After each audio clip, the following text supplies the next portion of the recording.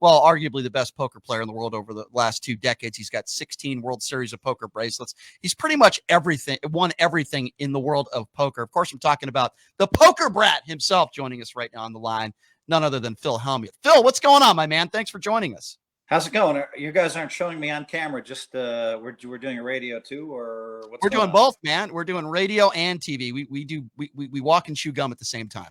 Oh, I like that. I like that. Yes. So Phil, I want to play some audio for you to start. Let's have a little fun to start this interview. Fuck. You're at the World Series of Poker. You make a final table. You've made plenty of them. And you're getting heckled by some fans. I want to play this audio, and then I want to get your reaction to it, because I didn't think poker players got heckled. But I want to play this for you, and then we'll get your reaction. Here it is. Floor. Hey, come on. What is going on over here? What? I mean, why am I always complaining? Because guys like you call me a bitch out loud. Oh, you apologize now? You just said Phil Hellmuth is a bitch. And then this guy over here is talking about Phil Hellmuth dressed like a Spice Girl. This guy over here. What is happening? Spice Girls have entered the chat. What is happening? Who's your favorite Spice Girl in the chat? Security. Security has to take these guys out. This is not right. Oh, all in for Sullivan here. We're playing for $700,000 on a bracelet. Can you just leave me alone? Okay, so Phil, when you hear that, what is going through your mind, and what was going on there?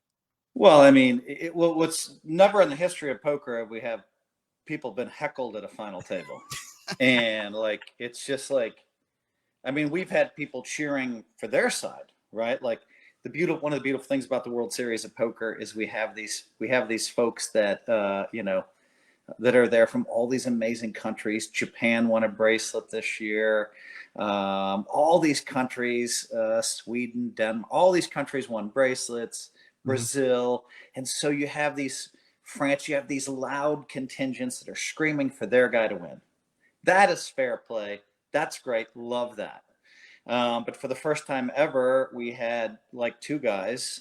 One of them, I guess, is well known. I forget his name, but maybe not that well known to me. But he was just decided that he was going to come and cross all these lines and start heckling me. Calling me all kinds of stuff, bitch, but it was just like, what the fuck? And so it bothered me for about 8 or 9 minutes.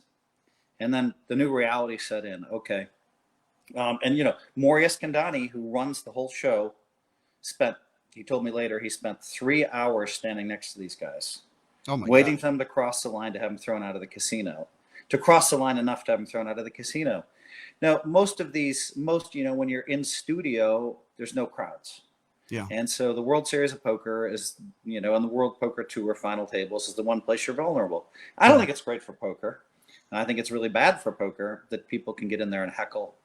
And so I thought, wow, I cross some lines a little bit. I'm a little bit too loud sometimes. I call people names. And so just shut the fuck up and win the tournament. Let me ask you this. When you look at, and I don't want to compare poker to like basketball or football, but I guess I will in this situation, or even golf. Heckling in golf is usually not, the PGA Tour doesn't want that, right? And we've seen that. You get kicked off the golf course if you heckle. You're right, exactly. So do you compare it to golf in that, not like a sport like football or basketball, where if you call somebody the B word in basketball or football, you're not going to be kicked out. But if you do it in golf, like if for example, if Bryson DeChambeau, well, he's not on the PGA Tour anymore, but if he was, if Bryson DeChambeau hooks the ball in the trees, oh, you suck, you're a B word, or say something like that, you'll probably get kicked out. So do you compare it to golf in that aspect of it, where heckling just shouldn't be allowed? Yeah, I mean, I think that's the case. I mean, I'm really good friends with the Warriors. On my little TV show, The Good, the Bad, the Hellmuth, that does sports betting, I told everybody to bet the Warriors in the playoffs when they were 9-1. Mm-hmm. And the people that followed me, I've given lots of really good sports bets for years. I've never been wrong on an NFL total in 10 years. And so people that are following me and betting my picks have done really well. Plug. But no, I was going to ask you about that. But Draymond, they were screaming, F Draymond, F Draymond, F Draymond. And, Draymond's a really good friend of mine, and and he can handle it. I think he was a little bit upset that, he had his, family in the stands, and they were just like, what's going on? And it was kind of brutal to listen to that for his family. Now, my wife was freaking out, and I'm like, honey, listen, this does not bother me. After an hour, I said, this does not bother me. Trust me. And, and I had my guys, Mike Matasow and Brandon Cantu, and they almost came to fisticuffs with Cantu, and these guys. And, they were insulting him too. And Mike was in there trying to sing songs like, all we need is love. So he was trying to dispel it a little bit. But again, it didn't bother me after the 10-minute mark, but to have to deal with that is uncool. It's never happened in the history of the sport. I'm playing for my 17th world championship. Right. And all of a sudden we're down to 6-handed. We go to the main stage and people are heckling me. It's not cool. It's not right. And, but again, I'm telling you, it did not bother me for the last 2.5 hours. Well, you came in second. You were maybe 1 or 2 hands away from winning your 17th bracelet. I was 1 or 2 hands away. Right. It had nothing to do with the heckling, but yeah, Understood. if I go back in time, that is my 3rd second place finish at the series in the last 30 tournaments I played at the series. And I which look some at people would say that's phenomenal. Well, not for you. Not for you. You want to win. I know you want to win more than anybody, and it's not even about the money for you. Obviously, you have plenty of that. It's about the bracelets. I look at some of the older videos of you, like how unlucky you were at so many World Poker Tour events, right? I mean, how bad you ran at so many final tables, and you've run good at a lot of final tables too, but not in the World Poker Tour. I wanted to ask you, how difficult is that for you? Because I know how badly you want to win. You're more competitive than anybody, or just as much as anybody in poker.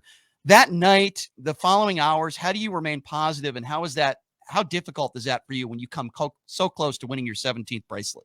Well, I mean, you try to get empathy from people, and they're like, Phil, it's a 3K buy-in, you won 370,000. So the empathy does not exist. Now the champions, the great players are like, yeah, we get it. I know why you're pissed off. I know why you're upset, but it's a very small slice that I can get any empathy from in those moments. It's just the frustration lasts for weeks. And it's not just that, it's that night when you're trying to sleep. You're never going to sleep well, whether you finish first or second. You can count on 2 or 3 hours of sleep. Yeah. So I went right to the bar, even though I had 0 drinks, but with all my friends, and, kind of hung out till 4 or 5 in the morning because I knew I couldn't sleep anyway. And, the whole thing is just, it's just, for 14 days in a row, and even 2 nights ago, which is now we're 20 days out or whatever, I'm having bad dreams about what I could have done differently. And really? So, wow. So, you just don't sleep well for a week. You just think, oh my God, I should have called with King Jack. Oh my God, I should have done this. Oh my God, I should have done that. And the specific hands pop into your mind, and it's like being tortured. And, but that process of being tortured, which doesn't exist for normal people, benefits me greatly. Because I'm like, all right, the next time I'm there, I'm not going to do this. I'm not going to do that. And then oftentimes in the past, I remember finishing second and coming right back and winning a bracelet on multiple occasions. Right. Because you're already in the zone. You're playing great. You're seeing everything. And then you have those fresh lessons in your mind. Right. And so it's happened to me 4 or 5 times where I finished second and came back with a first. And it just didn't happen this time. But yeah, even the main event, let's say I finished Saturday night at 2 a.m, Sunday morning, whatever you want to call it. Even Friday for the main event, I was still super tired. And so, it's just a function of who I am. Yeah. That I care too much, some people would say. Right. But I love it. I mean, yeah, sure, I'm tortured for a couple of weeks, but I have this amazing life. I'm out there inspiring the world with positivity. My book, the first time I realized I'm inspiring hundreds of thousands of people was when I was throwing hands away that no one else would fold.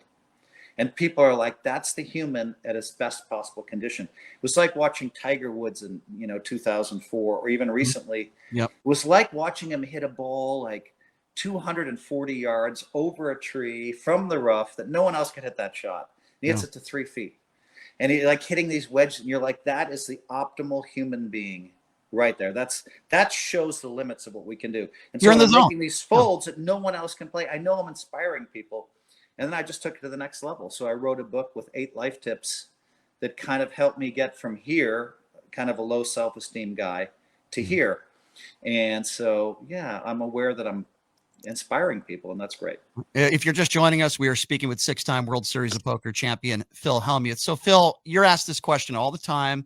You're asked, what's the biggest mistake that poker players make or even gamblers make? And your answer is always true, and it is money management. It's sad, though. I mean, when I see big poker names asking to be backed, a lot of these guys broke. Heck, I remember, Phil, the great TJ Cloutier, right? I remember him just several years ago, and he would admit this. You know, he's losing all his money at the craps table. And then he's playing in the World Series of Poker at the Rio, and he's asking people to be back because he doesn't have any money. Now, all due respect to TJ, isn't that like, it seems to me, at least half of the poker world, they seem to go bust. The money management's bad. Can you talk a little bit about that? You know, there are guys that are not like, you know, you, for example, a guy like a Daniel Negreanu. I could name you plenty of big name players that are very smart with their money, but I could also name you plenty of big names that are very bad with their money and they have vices. Phil Ivey, you know him better than anybody. The guy has a lot of money and he's one of the best players in the history of the game. I saw him blow $500,000 at the craps table like 6 or 7 years ago. Can you speak to that? Well, I can say this, you know, first of all, if you look at the poker world in general, let's talk about segments. Is that fair? Sure. Yeah. So there's 50% that maybe just aren't good enough to make a living. Okay, they're broke anyway. And then let's talk about the 50% that's good enough to make a living. You know, of the professionals, maybe 50% can't make it. I'm always impressed. Like, you know, Tony Romo's, I think it was his cousin, you know, was a pro for 7 years, and we're at dinner together, and he's like, I never made a lot of money. I'm like, yeah, but you kept yourself in the game for 7 years, and now you're going to do some very interesting things in business. So I respect people that have made it that long. But now let's just talk about that specific 50%. Mm-hmm. Now, a lot of the guys with a lot of talent, a lot of the big names have managed to keep themselves broke. And it's unfortunate, and it's kind of sad to watch and sad to see. I remember when I was staking 5 of the best players in the world all at once, you know, wow. And, you know, and they just had a tougher time hanging on to money. You know, you brought up TJ Cloutier's name. I didn't bring it up. You did, you know, right. And his own self-admissions. And, you know, and then my friends like John Benetti, who had a lot of expenses. And, you know, I'd stake 4 or 5 guys at once, made money with most of them. TJ made me money. But it's just an unfortunate condition, right? And so I said it the other day. I don't think I can say it better than this. If you're 95% talent, but 0% money management, you can't pay your bills on time. But if you're 50% talent, but 95% money management, you're going to live a better life. You're always going to pay your bills on time. And that, you know, so that's the best way to say it in a very succinct way. Now, what does that mean? That means playing within your means. Playing in games that are good. And generally speaking, a lot of these guys that have trouble keeping money will win 5 days in a row. They win 5K, 5K, 5K, 5K. They're up 25,000. And then that's that day where they fall off the rails and they lose 75,000. And so that's, you know, cutting those, you know, having a top line number that you're willing to risk per day. And in 2011, I said, all right, I'm only going to risk $10,000 a day in Vegas. I stuck to that for years, and it just helped me blossom and grow. Now, on the games I'm playing, and now that doesn't work. But I don't have as great a need for that level of money management anymore. But I still do it if I'm playing a 200, 400 game, mixed game, or 600 I'm in Vegas. I'll just risk 10K. And if I lose it, I just stick to it, right. You know, because I think I won 29 out of 30 plays, and wow. The 30th play, I only lost 10K. That's impressive. But Phil, isn't there an aspect of this where you have people that are poker players a lot of people are just preset to be gamblers, right? I mean, there's that aspect too, where you have people out there that's just the way that they're built, right? That's kind of the approach they take. And at times it can be problematic, right? When you're talking about a skill game like poker, it's not necessarily just a straight game of chance, like you're playing video poker or playing Keno or, you know, or playing blackjack. You understand what I'm saying? It's more, is there an element of that kind of comes into play with a lot of the 50% that end up broke?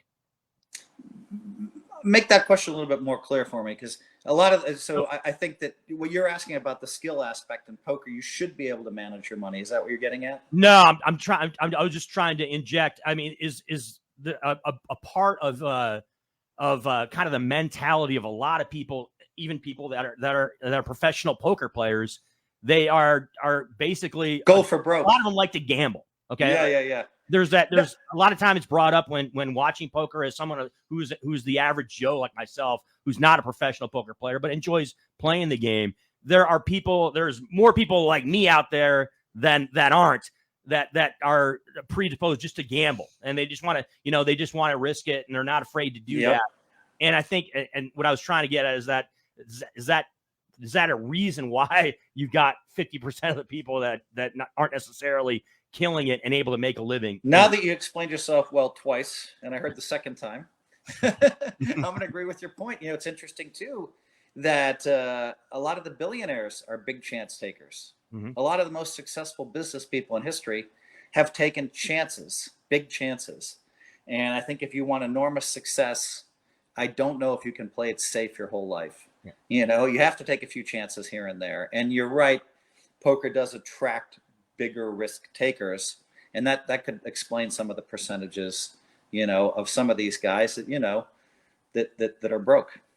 If you're just joining us, 16-time World Series of Poker champion Phil Hellmuth joining us on the line. Phil, what is it like if we rewound like into your early 20s, or when you won, the main event against Chan years ago, and somebody said to you, "Hey, Phil, you're going to have people like Tiger Woods," although nobody knew who Tiger Woods was back then, but you're going to have some of the best athletes in the world. You're going to have some of the biggest celebrities and the biggest names in the world come up to you and say, "Hey, Phil, you're my favorite poker player," and you're going to become friends with these people. What would you have thought in your early 20s? I did see a lot of fame coming from poker and a lot of fortune coming from poker, but let's not pretend I didn't see, Michael Jordan, who I've been a huge fan of. I mean, like, the last time I ran into MJ, I think he's sitting down in a limo at the area. He's getting into the car. He's not going to get out of that car for many people, right? And he sees me. And I'm like, okay, so I wave. I'm like, all right, that's great. I'm glad he waved. I love MJ. Gets out of the frickin' vehicle. I just thought, how many people would he actually get out of the vehicle to come over and embrace? You know what I mean? And so I was thought, then I think I'm a badass motherfucker, which, leads to bad things. You get a little too cocky, right? But yeah, no, it's weird. I mean, I'm at Noble in Malibu, and I'm there, and I'm surrounded by my guys, and it's the PGA Tour's in town. Mm-hmm. And I had agreed to fly in just to give my 16th bracelet. We're talking about maybe April, to Sky Dayton. Mm-hmm. And, because I'd won it months before, and I fly in and I'm, give them the bracelet, and, just my guys are at the table, and it's just so much fun. And they're teasing me. "You're the billionaire wrangler." They're calling me on TikTok, and every billionaire in the place. That's the way they tease me. And I'm like, "Yes, I do." And we're all laughing, and just like we're on, like the water's crashing, and the scene's just incredible. Nobu and Malibu. We're on the outdoor. Mm-hmm. And boom, I get tapped on the shoulder, and it's Tiger Woods. And I'm just like, what the fuck? And my friend's mouths fall open. And I'm like, all right, this is fucking perfect. Because when I'm with Tiger and MJ and some of the world's greatest athletes, you want to tease them. That's how we communicate. A lot of teasing back and forth. And so, right. So I'm like, oh, this is fucking perfect. So the plan forms in my mind. And Michelle Bemis is with him, who runs this charity event. And they're like, "Oh, by the way, we need you to come in and run our event."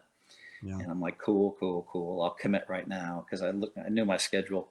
And so I say, "Sky, give me the bracelet." And he's like, "Okay, but I know Tiger has 15 majors and I had 15. And so we go back and forth for 10 years on the microphone about this, right? I love it. He's like, "Well, how many tournaments you play per year?" And I'm like, "Well, how many people are above, 10 in your profession?" And we go back and forth, right? Right. And just having fun. I love my plan, he hands me the bracelet, and I'm going to say, "This is what it's like to have," I'm handed the bracelet. I turn to Tiger, and I'm going to say, "This is what it's like to have 16, bitch." And he's going to fucking crack up. I already know it. He's going to love it, I love that story. And I you have so many of them like that. I remember, Phil, again, I'm going to go back like 20. Wait, let me finish. Okay. I'm sorry. Go ahead. I open the box, and Tiger's like, "Phil," he's like, "Is that your 16th world championship? I knew you could do it. I'm so proud of you." And I'm like, fuck, now I can't tease him. But it still made my night. And my friends are like, "What the fuck? Tiger Woods coming up to say hi to you?" And I'm like, "I'm the TikTok billionaire." How many people can do that? Bitch. How many people can get into a teasing match with Tiger Woods? I just think that's so cool. You know, I remember it's amazing how times have changed, right, Phil? Because I remember 20 plus years ago, I think you put up on social media, hey, I'll charge $10,000. Here's my personal cell phone number. I'll give you poker lessons. I'll come to your house. We'll have a poker tournament. And you charge like 10 grand. And listen, 20 years ago, you were still one of the biggest names in poker.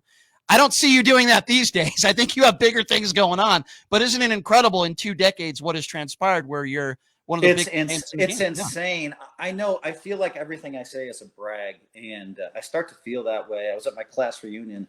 I had to edit every fucking word because I'm like, oh my God. And I even had to buy a shirt without a logo on it, you know, and I'm just like, this is just fucked up, you know, just to be with people I haven't seen in 40 years. I have to cut the ego down to nothing, you know, and I was very aware that I could sound like an asshole. And so now I'm going to say something. You're going to probably think I'm an asshole, but I was offered $20,000 to fly to Vegas today on Monday. And I said, really? no, I'm tired. So when you get an offer like if that sounds like I'm being an asshole, I apologize. But the last time I made a last minute trip like that for $30,000, I went into a little atrial fibrillation. My heart, I was just too tired. And I know my limits, and I need rest. So I apologize. I ask you, like, what if that story rubs people the wrong way, I apologize. No, I don't think. Listen, it's understandable. But what is that? Like a casino will reach out to your agent and say, "Hey, we want Phil to host a poker tournament. We want him to hang out with some of our high rollers, a private party." Is that kind of the way it works? And then you get the offer. Yeah, my agent's like, "Hey, my agent texted me. I have an opportunity for you for $20,000 Thursday in Vegas," and I was just exhausted. And because I would fly in for $20K, I'm not stupid. I would fly in for $20K normally, of course. But I'm like, all right, let's see. You've just been in, you've just been in Lake Geneva, Milwaukee, Madison, and now Minneapolis, where you had a wedding with 24 relatives who you spent all this time with, and now you're exhausted. And if you push yourself to do this, there may be a negative health consequence. And so that's what happens. You get last minute offers all the time, you know, and a lot of times I'll do them. But in this case, I wish I wouldn't even brought this story up. I just can never look good here. Fuck. Speaking of other ventures, Phil, obviously the NFL season's kicking off tonight with the preseason with the Las Vegas Raiders taking on the Jaguars, my friend. And look, you're recognized around the globe as far as your poker prowess, and rightfully so. But it's always super cool for us, right, Phil, to see guys like you kind of venture into other things. So there's a possibility, right, of a sports wagering type of venture that you're getting involved with. Talk to us about that. Yeah, I mean, I'm with. Oh my God, this is going to be hurt if I get this website wrong. This is really going to hurt. It's going to take a second here. I'm with. Right now, I have my own show, and it's on. Let me get the network right. I apologize, guys. If they're paying for you got to get it right. I have to get it right. You know, it's important. Yeah, I sent out a tweet for you guys today too. So the Playmaker @Playmaker is where I have. So I invested money in Playmaker. I bought a piece of the company, and then we had Tracy McGrady bought in, and all these other guys bought in. But I got in early, so I got an amazing deal. So I have my own show on there called The Good, the Bad, the Hellmuth. Well, I've been lucky when it comes to NFL totals. I've won every single year that I've ever done it. And so I've been debating the last 48 hours. I put this up weeks ago, but I've been debating with Mike Mattisau and Ben Yarush. Usually it would be Cantu, about which teams are going to go over, which are going to go under, what we think. Now we have our plays basically ready, but I don't want to release them now because if I release them and the line changes, I'm kind of screwing myself. All right, let me ask you one question then. Let me ask you about our team right here in Las Vegas. Let me get your thoughts on the Raiders. I believe they're 1 year away, but they have a lot of new pieces, new coaching staff. They have a lot, certainly on offense, they have a lot of new pieces, and I think they have what it takes to win a lot of games. The problem is, as you know, Phil, the AFC is so competitive and so good. What do you make of this year with the Raiders? How many games do you think they can win? Can you give me give me that one at least? There's always a new coaching boost that comes. Like when you switch coaches, there's always a boost. And then, I mean, come on, Carr's a hell of a quarterback. I mean, it really is a hell of a quarterback. And now he has Devontae, right? I mean, come on. Devontae Adams has been the best receiver in the league, arguably. I mean, if you look at the numbers the last 3-4 years. So now he has someone really good to throw to as well. And the Raiders are just solid. and I wouldn't be surprised if they won 10 games. I think the line on them is 9 or 9.5. Mhm. We're looking at them as a potential over play. The Raiders are solid, man. And so, yeah, we like them. What do you think about the Buffalo Bills? Buffalo Bills might get off the schneid there, Phil. This is a team that's been in the Super Bowl a bunch of times, and they're always the bridesmaid, never the bride. What do you think about the chances this year in 2022 that Buffalo what a game that was against Kansas City. Probably the best playoff game in history, right? And absolutely.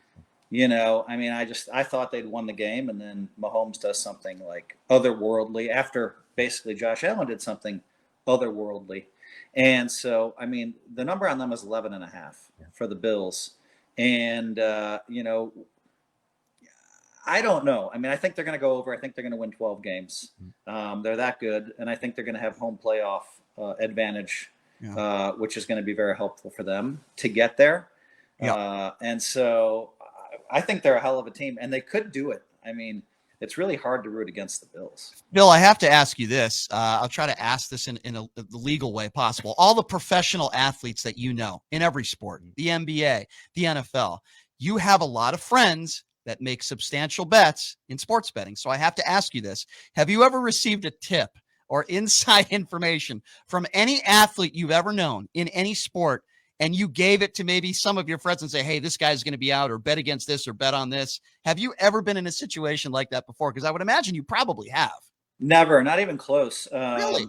I did have a professional sports bettor say that, hey, that we think LSU is going to win the game against, this was like, who was it against? It was like Oklahoma. Mm-hmm. And we had all piled money in Oklahoma. We were at the game. It was down in New Orleans, but there was no inside information. They're like, this is the play of the century. And so then we all switched bets except Mike Matisow, who felt like it was destiny that we were with all the families of the Oklahoma, where somehow we got 50-yard line seats. Well, of course, LSU won like 40-0 or something. Oh my gosh. I've never had that. And by the way, so the interesting thing is this, I steer clear of that because I realize, like, to me, I've assumed since 1999, every phone call I've ever had is taped. Every text I've ever made is copied. And so when I'm with the Warriors owners, they can tell me stories about how they acquired players and the team and stuff like that.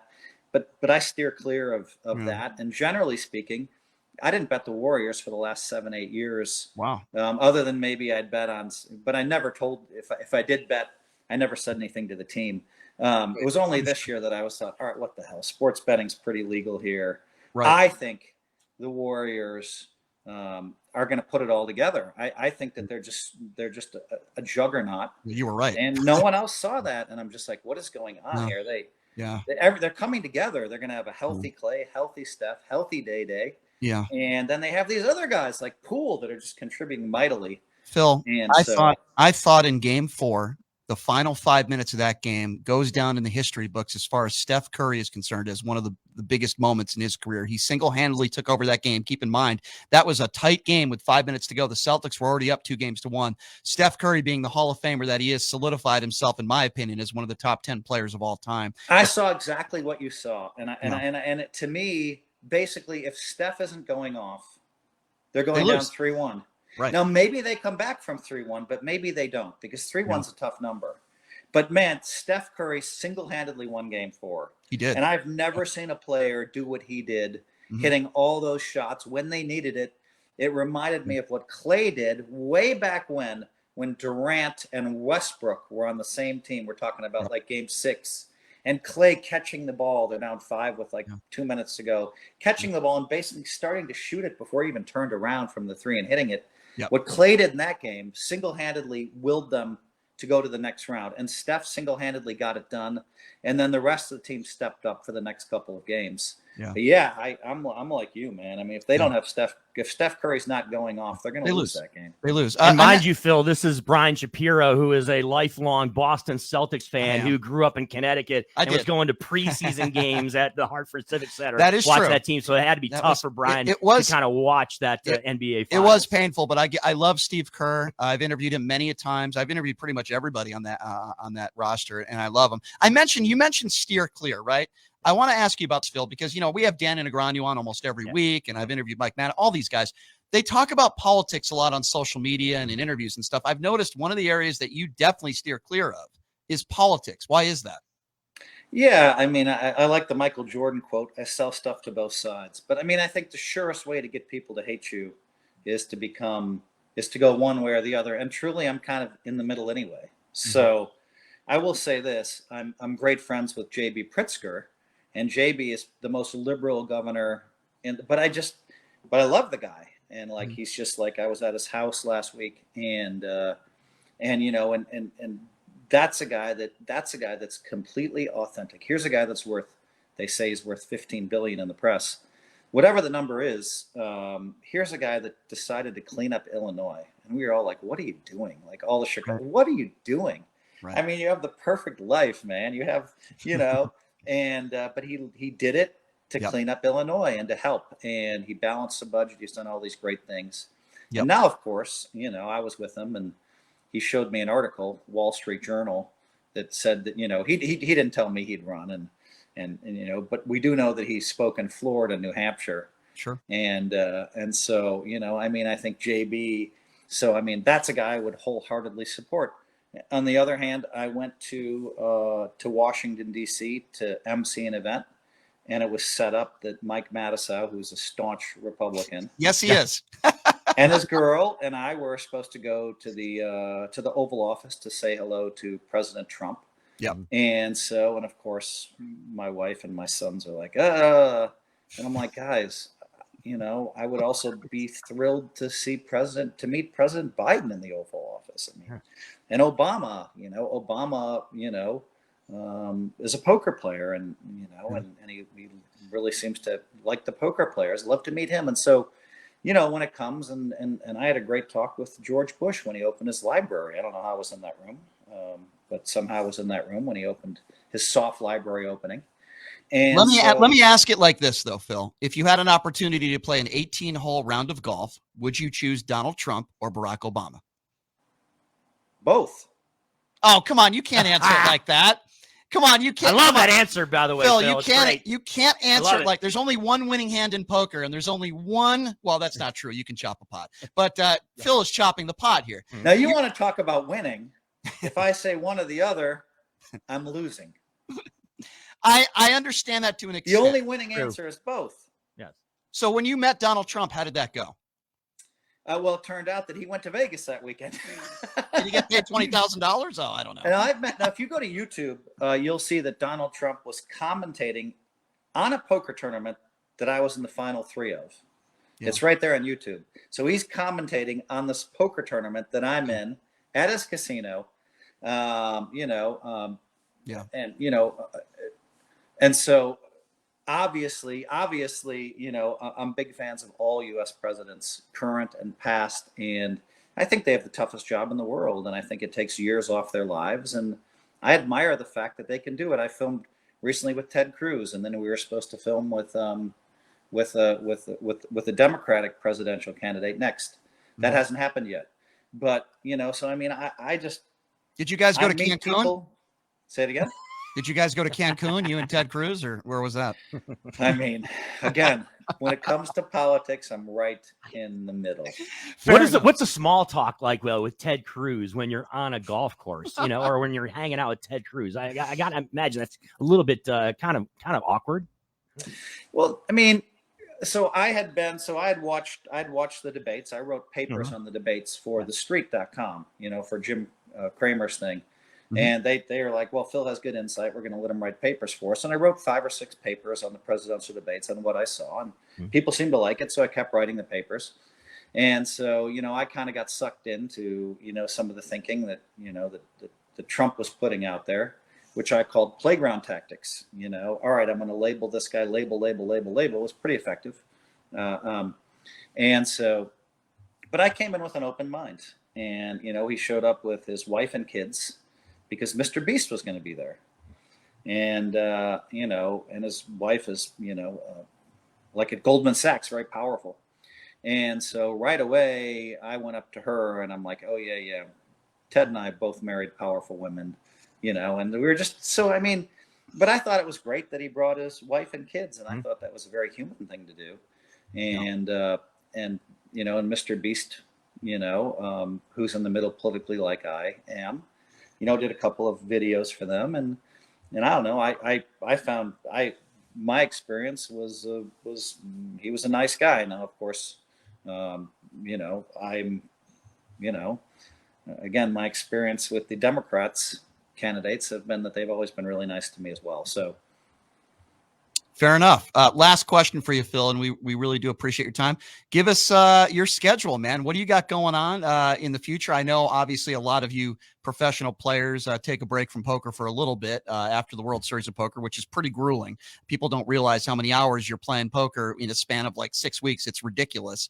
What do you got going on? I know you said you were offered 20 large to come out here, as Matt Damon would say, right? 2 stacks of high society. You turned that one down. By the way, for the record, we're not paying Phil 20,000 for this interview, which we appreciate, by the way, because I don't have it. But what do you got going on this weekend? What do you got going on in the months ahead? Anything you want to share with us? This weekend, my cousin's coming. We'll, you know, he's going to come down about an hour drive for him, and we'll play Stanford, which is nice on Saturday. Hopefully tomorrow night, I can, you know, invite my son out for dinner. He loves Nobu, and you know, he just changed jobs, and he's not going to see this interview, so I'll say it. Hopefully, he has a driver's license tomorrow test, so hopefully he gets that done, and we'll celebrate that too. And then I can't talk about where I am next weekend, which is okay. I can't even talk about it. But then on August 21st, I'm playing for 1.6. It'll be on August 22nd. I'll be playing for $1.6 million heads-up match, which is going to go global pretty quickly, I would imagine. And after that, I'm trying to decide if I'm going to film it live at the bike or Hustler. And I've been talking to both of them, and they both very, they both seem very, they both want to own, they both really want me there. So I'm talking to both of those, and then I'm planning on playing the Bicycle Club World Poker Tour tournament. So I would film the heads up match, and then I would go to LA, film 2 or 3 or 4 days of cash game streams, and then play the World Poker Tour. And so, and then, you know, then I know that at the end of September, I'm going to some mansion on Lake Geneva for like 4 days, which is going to be so much fun. And then I'm going to host the Chicago Poker Challenge. We'll raise 1.7 million. Wow. And then boom, straight to Vegas, where I'm going to play a bunch of the Poker Masters, which I'm looking forward to competing in. Wow, that's a fun schedule. You know, people that don't know this about Phil, and I just from people that I know, Phil, in the poker world, that, you know, you're a good husband, you're a good father, you're a great family man. You do a lot of things and raise a lot of money for charity. And people will see a video of you calling somebody an idiot or saying they can't spell poker, and then they'll say, "Oh, that Phil Hellmuth, I don't like him. He's an a-hole. He's this." And then I usually say to them, you don't know this guy. You don't know what he does in his personal life and how he helps people. So I think it's important to people also know that the things you do for charity. I've been a part of some of the events you've done here in Las Vegas. You do charity work everywhere around the world. And, you know, you're a good father, and you spend a lot of time with your family. So I think you're right. Lot of people, and people don't know that about you. I've raised around $66 million for charity events that I've emceed and hosted, which feels good to me. And I've charged for some because I don't want to just fly to New York. But we've given, you know, a couple $1 million to charity, and maybe I've charged $1 million to host some events. But I'm very proud of that. People are like, well, I tell the whole story, no bullshit. I don't say, oh, I raised $66 million for charity, but I wasn't. But the minute you say you were paid to do events, then of course everybody's like, well, fuck that. He didn't do anything. No, I did a lot. And you're right, though. I mean, I think people are looking for ways maybe to take me down sometimes, but they can't take me down for being a family man. I'm very famous for I've never cheated on my wife. We've been married 33 years. Right. And I'm very proud of the father that I am. I just talked to one of my sons for a half an hour, which is amazing. And the other one called in the middle of you having somebody taunt me. Exactly. Well, you know what? I'll call him back. So, you know, that's all you can hope for is your kids take your phone calls as they get older. Great. as do. great of a Take their phone call. right, as great of a poker player in the career you've had, Phil, I think you would agree. What's even more important is the family man you are and the things you've done for charity. And Yeah, but I yeah. think people that watch this interview, if it's cut, depends how it's cut, they're going to say, "Wow, Phil's so cocky." No, That's he's okay. not. That's just my life. I you know? love your stories. I always love it when you. I've been interviewing you for years because I've been doing radio here for 20 years. You're always generous with your time, and I'm actually grateful that you've spent more time with us than talking to your son earlier. I actually feel guilty about that, so I'm going to let you go now. But hey, Phil, Poker Brat, thank you so much for joining us. Look forward to talking to you again. Maybe we'll catch up again next month. Good luck in those tournaments, my friend. Safe travels, and we will talk to you soon. Thank you Thanks, so Phil. much. I enjoyed it, guys. Nice job. I enjoyed Thank it. you. Thank you, Phil. I appreciate that. Hopefully we'll get a retweet. All right. There's Phil Hellmuth joining us. Thanks, Phil. I always appreciate you, Put man. out the right clips, not the ones where I seem like I'm a jerk. No, I'll try to edit. I'll retweet those. Okay, fair enough. I'm going to hold you to The that. magic of media. We're going to take care of all that. We're going to make No. you look. We're going to make you look pristine, my friend. That's right. We're going to talk about. I promise I'll do that with you, Phil. I promise you. That is. Yeah, my yeah. I mean, if you send out a clip Yep. of me where I'm reasonable, that's great. You know, I mean, I will if absolutely you do clip the one, if you clip it wrong where I say I didn't go to Vegas for 20K, I'm just. I'm going to keep that in the interview, but I'm going to put up some clips, and I promise you that one won't be one of them. Okay, fair enough. Okay, thanks, All guys. right, thanks, Phil. I appreciate you, man. That's Phil Hellmuth, 16-time world.